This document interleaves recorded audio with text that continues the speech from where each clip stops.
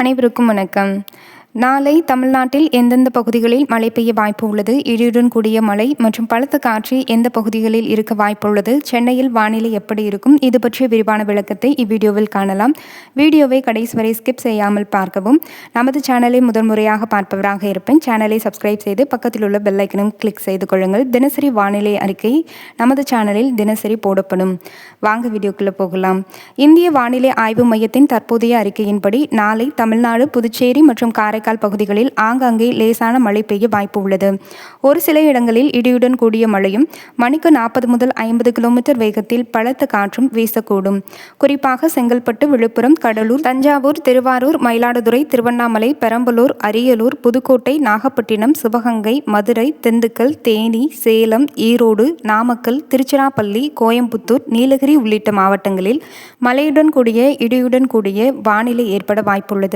மற்ற மாவட்டங்களிலும் ஓரிரு இடங்களில் லேசான மழை பெய்யக்கூடும்.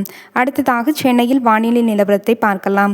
சென்னையில் நாளை வானம் பொதுவாக ஓரளவு மேகமூட்டத்துடன் காணப்படும். மாலை அல்லது இரவு நேரங்களில் லேசான மழையும் இடியுடன் கூடிய மழையும் பெய்ய வாய்ப்புள்ளது. சென்னையில் நாளை அதிகபட்ச வெப்பநிலை 36 முதல் 37 டிகிரி செல்சியஸ் வரையிலும், குறைந்தபட்ச வெப்பநிலை 27 முதல் 28 டிகிரி செல்சியஸிலும் இருக்கக்கூடும். முக்கியமாக நாளை தனிப்பட்ட கனமழை எச்சரிக்கை இல்லை, ஆனால் இடியுடன் கூடிய மழை மற்றும் பலத்த காற்றுக்கான எச்சரிக்கை உள்ளது. எனவே மழை பெய்யும் நேரத்தில் பொதுமக்கள் மரங்கள், மின்கம்பங்கள் மற்றும் விளம்பர பலகைகளுக்கு அருகில் நிற்பதை தவிர்ப்பது நல்லது. மேலும் அடுத்த 2 நாட்களில் மழை வாய்ப்பு தொடரும். ஆகஸ்ட் 22ஆம் தேதி வட கடலோர மாவட்டங்கள் மற்றும் மேற்கு தொடர்ச்சி மலை மாவட்டங்களில் சில இடங்களில் மிதமான மழை பெய்ய வாய்ப்பு உள்ளது. அதன் பிறகு ஆகஸ்ட் 24 மற்றும் 25 தேதிகளில் நீலகிரி மற்றும் கோயம்புத்தூர் மாவட்டத்தின் மலைப்பகுதிகளில் கனமழை பெய்ய வாய்ப்பு இருப்பதாக IMD தெரிவித்துள்ளது. நாளைய வானிலையை சுருக்கமாக பார்த்தால், தமிழ்நாட்டின் பல்வேறு பகுதிகளில் ஆங்காங்கே மழை பெய்யும் வாய்ப்பு உள்ளது. சில இடங்களில் இடி மின்னலுடன் கூடிய மழையும் மணிக்கு 40 முதல் 50 கிலோமீட்டர் வேகத்தில் பலத்த காற்றும் வீசக்கூடும். புதிய வானிலை அறிவிப்புகள் ஏதேனும் மாற்றம் இருந்தால் நாளை காலை மீண்டும் வானிலை நிலவரம் பதிவு செய்யப்படும்.